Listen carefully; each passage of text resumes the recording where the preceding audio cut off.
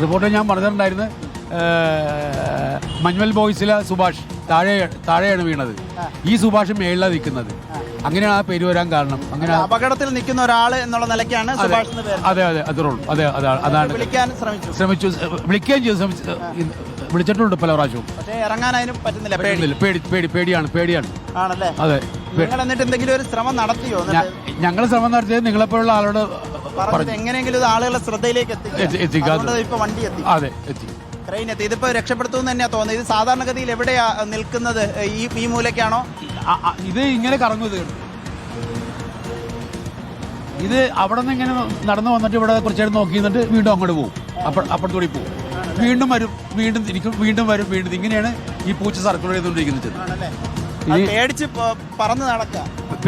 പേടിക്കുക മാത്രമല്ല, അതിന് വിശപ്പൊക്കെ മാറ്റിയിട്ടുണ്ട്. വിശപ്പിന് ഇവര് മെട്രോക്കാര് ഭക്ഷണം കൊടുക്കുന്നുണ്ട്, വെള്ളം കൊടുക്കുന്നുണ്ട്. നമുക്ക് ഇവിടെ നിരവധി ആളുകളുണ്ട് ഈ കാഴ്ച കാണാൻ വേണ്ടി എന്നുള്ളതാണ്. ഈ ഭാഗത്ത് നിന്ന് കുറച്ചുകൂടി നല്ല. നിങ്ങൾ എവിടെ നിന്ന്? ഇവിടെ തന്നെ ആണോ? ഇത് കണ്ടിട്ട് ഇവിടെ കാണാൻ? അതെ അതെ. പൂച്ചയെ രക്ഷിക്കണം. അതെ അതെ. അത് കാണാൻ. ചേച്ചി എവിടെ നിന്നാ? ഞാൻ പറവൂരിന്ന്. ഓട്ടോയൊന്നും ഇല്ല ഇന്ന്? എന്താ ഇവിടെ പൂച്ചയെ പിടിക്കുക? അത് പറഞ്ഞു പൂച്ച ആയോണ്ടാ നോക്കുന്നത്. ഇതെങ്ങനെ ഭക്ഷണം കഴിക്കും, ഇതെങ്ങനെ ഭക്ഷണം കഴിക്കും? ഭക്ഷണം കൊടുക്കുന്നുണ്ടെന്ന് പറഞ്ഞു. ഇതാണ് എല്ലാവരുടെയും ആശങ്ക. ഈ ഭാഗത്തില്ല സ്മൃതി, ഈ ഭാഗത്തില്ല. നമുക്ക് ദൃശ്യം കാണാം. ആ ഭാഗത്തുനിന്ന് ക്രെയിൻ താഴേക്ക് ഇറക്കുകയാണ്. അതിന്റെ വലത് ഭാഗത്ത് ഇല്ല എന്നുള്ളതാണ്. പൂച്ചയെ കാണുന്നില്ല. ഇനി അതിന്റെ ഇടത് മൂലയിലേക്ക് ക്രെയിൻ കൊണ്ടുപോകേണ്ടി വരും. അപ്പോഴേ അവിടെ കൂടി നോക്കണം. പിന്നീട് മധ്യഭാഗത്തുണ്ടോ എന്നുള്ളൊരു പരിശോധനയും നടത്തേണ്ടി വരും എന്നുള്ളതാണ് ഇപ്പോൾ ഇവിടെ നിന്ന് മനസ്സിലാക്കാൻ കഴിയുന്നത്. ഏതായാലും പൂച്ചയെ രക്ഷിക്കാനുള്ള രക്ഷാപ്രവർത്തകരെ കണ്ട് രക്ഷപ്പെട്ടോ എന്നുള്ളതാണ് മനസ്സിലാക്കേണ്ടത്. പൂച്ച അതൊരു സ്വാഭാവിക ഒരു വാസസ്ഥലമായി കണ്ടെത്തിയോ എന്ന സംശയം കൂടിയുണ്ട്. ഭക്ഷണവും വെള്ളവും ഒക്കെ കൃത്യമായി കിട്ടുന്നുണ്ട്. പിന്നെ എന്തിനാണ് തരെ താഴെ ഇറക്കുന്നതെന്ന് ഒരുപക്ഷെ പൂച്ച ആലോചിച്ചിട്ടുണ്ടാകാം. എന്തായാലും പൂച്ചയ്ക്കൊരു സുഭാഷ് എന്ന പേര് എന്തായാലും വലിയ കൗതുകമാണ്.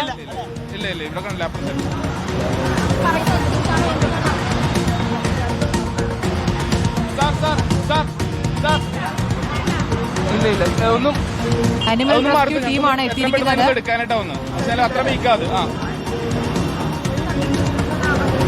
ഏതായാലും ഈ ഭാഗത്ത് ഇല്ല എന്നവർ സ്ഥിരീകരിച്ചിരിക്കുന്നു സ്മൃതി.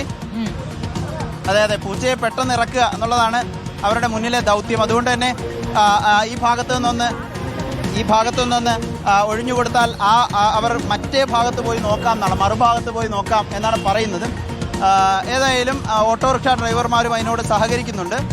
ക്രെയിൻ മറ്റൊരു ഭാഗത്ത് പോയി അടുത്തൊരു രക്ഷാപ്രവർത്തനത്തിൻ്റെ ഘട്ടത്തിലേക്ക് കടക്കുന്നതാണ്. ഏതായാലും പൂച്ച എന്നൊരു നിസ്സാരവൽക്കരിച്ച് കാണുന്ന ഒരു രീതിയല്ല നമ്മളിവിടെ കൊച്ചിയിൽ കാണുന്നത്. സാധാരണ രീതിയിൽ പൂച്ചയല്ലേ എന്നൊക്കെ ചിന്തിക്കാം. പക്ഷേ ഓട്ടോറിക്ഷ ഡ്രൈവർമാർ ഇതിനെ കാണുകയും അതിനെ താഴെ ഇറക്കാൻ ശ്രമിക്കുകയും ചെയ്തു. പക്ഷേ പലയിടത്തൊന്നും ഒരാഴ്ചയായി പൂച്ച ഇങ്ങനെ കുടുങ്ങിക്കിടക്കുന്നു എന്ന് പറയുമ്പോൾ അത് ഒരു ബുദ്ധിമുട്ടുള്ള കാര്യമാണ് എന്നതാണ് യാഥാർത്ഥ്യം.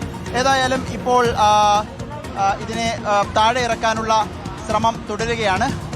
മറ്റൊരു ഭാഗത്ത് പോയി 556 നമ്പർ മെട്രോ പില്ലറിലാണ് അതെ തിരിക്കുന്നു. ഇത് തിരക്കേറിയ ഒരു റോഡാണ് നമുക്കറിയുന്നതാണ്. ഇത് ജവഹർലാൽ നെഹ്റു മെട്രോ സ്റ്റേഷനാണ് നമ്മൾ ആ ദീർഘദൃഷ്ടിയിൽ കാണുന്നത്.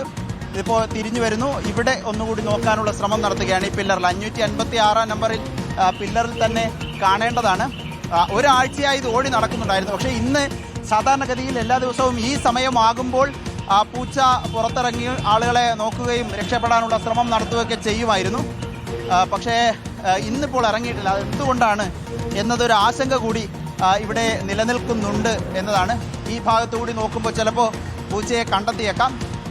പൂച്ചയായാലും ഒരു ജീവനാണ്. ആ ജീവൻ രക്ഷപ്പെടുത്താനുള്ള ശ്രമമാണിപ്പോൾ കൊച്ചി ജവഹർലാൽ നെഹ്റു സ്റ്റേഡിയത്തിന് സമീപം പുരോഗമിക്കുന്നത്. സ്മൃതി, ശരി, ഓപ്പറേഷൻ മ്യാവു പുരോഗമിക്കുകയാണ്. കൊച്ചി മെട്രോ പില്ലറിൽ കുടുങ്ങിയ പൂച്ചയെ രക്ഷിക്കാൻ അനിമൽ റെസ്ക്യൂ ടീമാണ് എത്തിയിരിക്കുന്നത്. പലയിടത്തായി പില്ലറിന് മുകളിൽ തിരഞ്ഞെങ്കിലും പൂച്ചയെ കണ്ടെത്തിയിട്ടില്ല.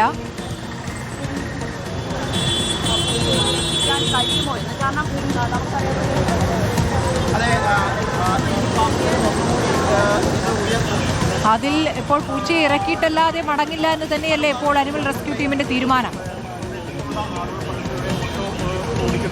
അത്രയേ ഉള്ളൂ. അങ്ങനെ തന്നെയാണ് കാണുന്നത്. പൂച്ചയെ ഇറക്കിയിട്ടേ ഇവർ പോവുകയുള്ളൂ എന്നുള്ളതാണ്. ഇവിടെ ഈ രക്ഷാപ്രവർത്തനത്തിനൊക്കെ സഹായിക്കുന്നത് പ്രത്യേകിച്ച് ഓട്ടോറിക്ഷ ഡ്രൈവർമാരാണ്. അങ്ങനെ ഒരു ചേട്ടൻ എൻ്റെ കൂടെ ഉണ്ട്. ചേട്ടാ, ഇത് പൂച്ച ഇറക്കിയിട്ടേ ഇന്നിനി പോവുള്ളൂ?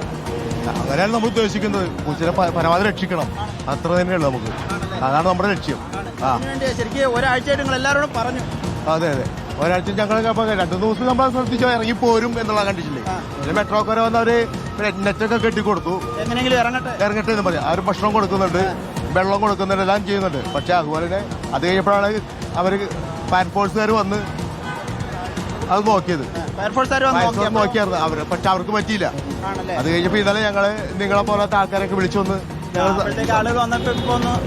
ഉഷാറായി. അവസ്ഥയാണ് ശരിക്കും പറഞ്ഞ. ഇന്നലെയൊക്കെ നമ്മളോട് പരാതി പറഞ്ഞ പോലെയായിരുന്നു.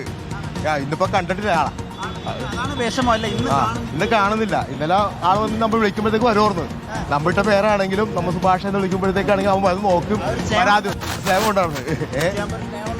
അതെ നമുക്ക് വീട്ടിലൊക്കെ ഉണ്ടല്ലോ, നമുക്ക് ആ ഒരു വിഷമമുണ്ട്, ബുദ്ധിമുട്ട്. അപ്പൊ അങ്ങനെയാണ് അത് വന്നേക്കുന്നത്. ഏതായാലും ഇതാണ് ആളുകളുടെ വികാരം എന്നതാണ് സ്മൃതി.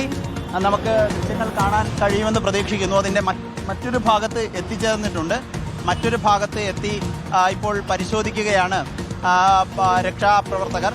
അനിമൽ റെസ്ക്യൂ കൊച്ചി അവിടെയും ഇല്ല എന്നാണ് തോന്നുന്നത്. അവിടെ നോക്കുകയാണ്. ഈ പില്ലറിൻ്റെ 4 വശവും പരിശോധിക്കണം. അതിൻ്റെ മധ്യഭാഗത്ത് ചില മുകളിൽ കയറിയിരിക്കാനൊക്കെ ചില സംവിധാനമുണ്ട്. അവിടെയൊക്കെ രാത്രി സമയമൊക്കെ കയറിയിരിക്കാറുണ്ട് എന്നുള്ളതാണ് ഇവർ പറയുന്നത്. ചേട്ടാ,